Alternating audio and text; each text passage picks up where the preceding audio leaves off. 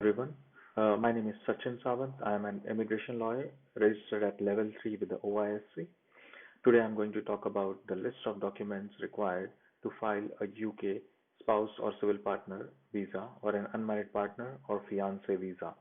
And this application I'm going to talk about is from the overseas, from anywhere else in the world except the UK. This list of documents is also published on our website. I'm going to put the link below. I will follow along this list of documents in the order. If you wish to fast forward and go to any particular points, you can do that. The main documents are applicant's current passport. This has to be submitted outside the UK. So usually if the normal processing time for applications is about 12 weeks under the standard service. Some countries may offer you to take the passport back, which is a passport return service. So they may charge you something extra. You may be able to keep your passport. So they call it keep your passport service if you wish to travel during the processing period of 12 weeks for a standard application.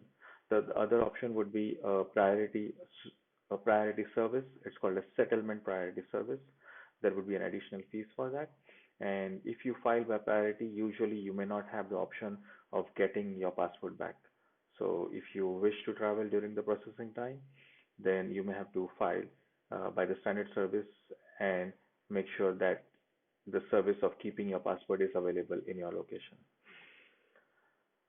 The second document required is full copy of sponsor's British passport. So if the sponsor is a British citizen, then all the pages of the passport, usually outside the UK, they do require all pages, that is all 36 or 42 pages of the British passport.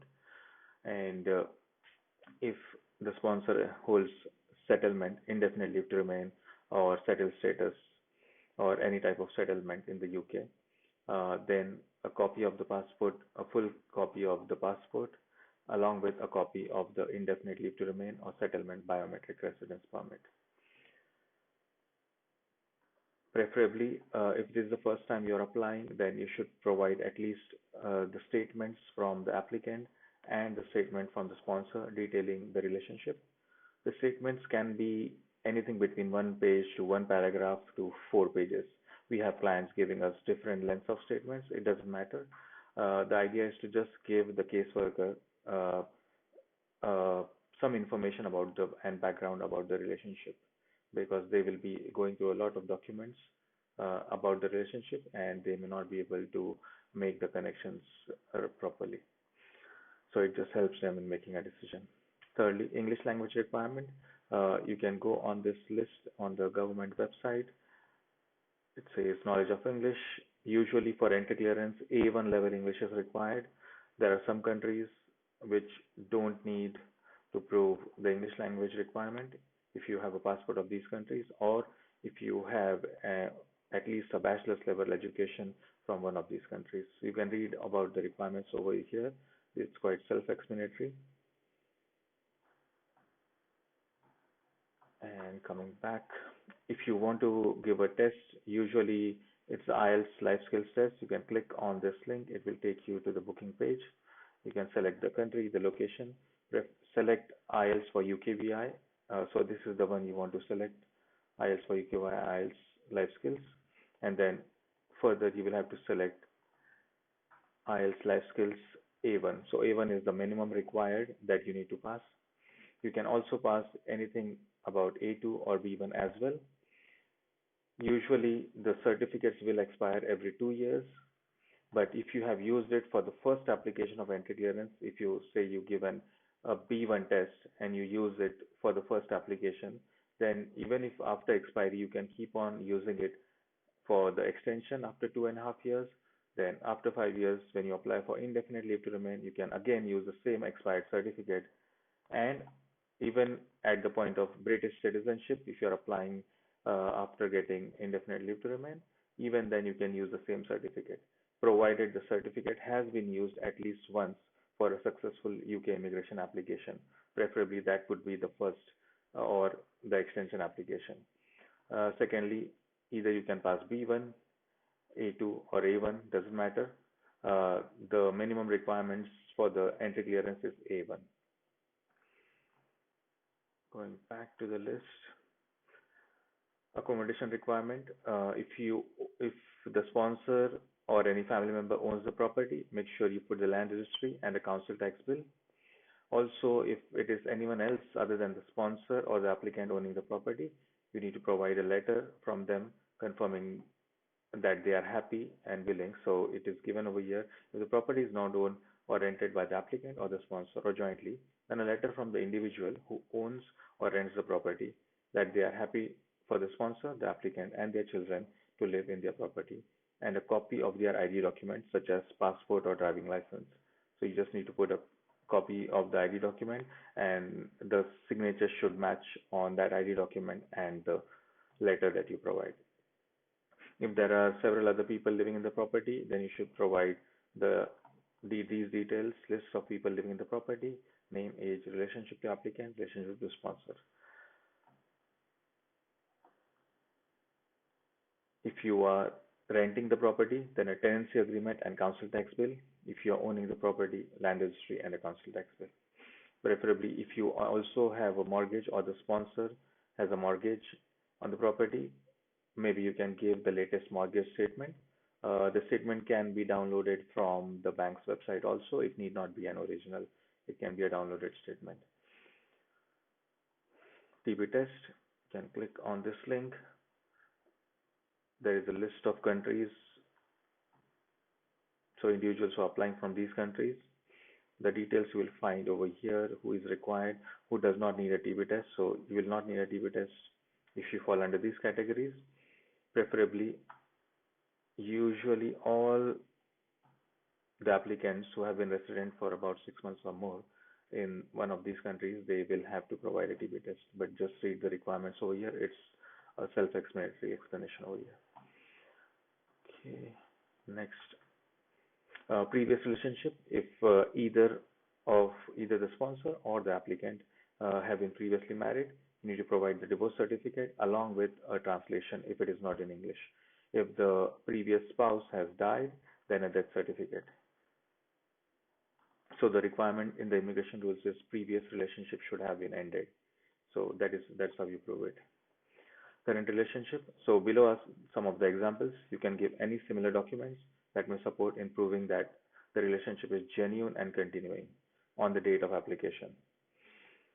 So if the sponsor has traveled outside or visiting the applicant in the country, or you both have traveled to any other third countries for vacation, tourism, or anything else, you should ideally put any travels, hotel bookings, time spent together. Usually the focus on all the documentation about relationship would be up to 2 years backwards from the date of applications. Pictures of relationship. Right now, Home Office is going through a document reduction phase, so they may accept about 10 pictures. So you can split the pictures into different events. Maybe out of 10, you can give 2 or 3 of each event spread across different events, maybe any birthday, Valentine's Day, or any other religious celebration, if that is the case. When you put the pictures, try to put pictures where other people are there with you. So that helps to prove that you are public with your relationship. So it may be family, friends, anyone else. Preferably, don't avoid putting pictures of selfies of just the applicant and the sponsor. Try to put pictures with other people in the pictures. Any evidence to prove that you both were. So it depends on how you all met each other. So for example, if you were studying together in university, any evidence to prove that you both were studying at the same university, maybe enrollment letter or degrees, certificate awards, transcripts, etc. If you're working for the same employer, that's where you met. Maybe the contracts of employment showing that you both were working there at the same time. If you met at any friend's place, or if any third party can confirm, you can take a statement from that third party. It's not required that you need to some evidence of meeting. We have done several applications where people have met through even all the apps and all the dating websites, Tinder, etc., and it is perfectly fine. Social media. So if you, usually people may be using WhatsApp or text messaging or Viber, Skype, any chat messages. The focus is on last 2 years. So you can give maybe a one-page printout uh, of per month spread across last 2 years. So maybe between 20 and 24 pages every month, any one page. You can also redact any of your personal communication. So you can use a highlighter or marker and redact it, or you can in the system also you can do that. Emails, if usually people may not be emailing nowadays, but if there are any emails of any communication uh, between the sponsor and the applicant, you can randomly put any emails up to a maximum of one page per month or one email per month, maximum 2 years. Bank statements. So if there are any money transfers being made by either parties to each other, you can put the statement, highlight the transfers. Documents, this is quite strong evidence. If you have it, make sure the last two try to put them. If you all have any joint liabilities such as joint credit card, joint mortgage, if you all already have children, then maybe birth certificates, passport copies of children. It shows that you both are committed for a long run, so that's helpful. Uh, the last document is life insurance documents, wills, any legal documents evidencing that the applicant and the sponsor are beneficiaries of each other's assets. So if one of the parties is named as the beneficiary or caretaker or any other execution, etc. So you can put such documents. Those are quite strong documents, and many times we use them, and it has been taken as a conclusive proof. So the idea is they want to see that how much the applicant and the sponsor are invested into the relationship. The investment may be financial, the investment may be time, the investment may be any efforts, physical, moving here and there, meeting each other, going around, taking holidays from work, meeting each other. So any type of investment, any physical, financial, that is what you should usually show. For spouse visa or civil partner visa, you need to put a marriage certificate or a civil partnership certificate. About the marriage certificate, we usually get these questions from clients. Do we have to marry in the UK? No, the marriage certificate can be from anywhere in the world, provided it has to be legal in that country. So if the marriage is legal in that country, then that will be accepted in this country. For unmarried partners, you will not have a marriage certificate, but you will need cohabitation evidence of last 2 years. The requirement is quite strict around this. There is, so if we are filing the application today, you are looking back 2 years back from today, and within the 24-month period, try to give some evidence every month. We have been successful in doing applications where there were some gaps where both the parties were not together, up to about 2 to 3 months gaps here and there when they were changing countries or one of them was working somewhere else, other one was in the UK. So there is some flexibility, but it has to be addressed properly in a cover letter, and it has to be explained, and that may improve the chances of success. So cohabitation insurance for spouse or fiance visa.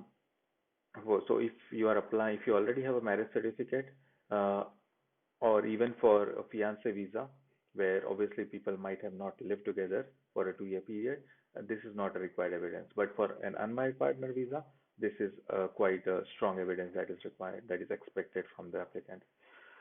If it is available, even for spouse or fiance visa, if you have the cohabitation evidence available, even lesser than 2 years, just put it. Maybe 6 months, 3 months, doesn't matter. But try to put this evidence. It is helpful. It should be submitted as it will have help to prove that the relationship is genuine and continuing on the date of application. Items of, so this is how you can prove the cohabitation. So it is documents. These are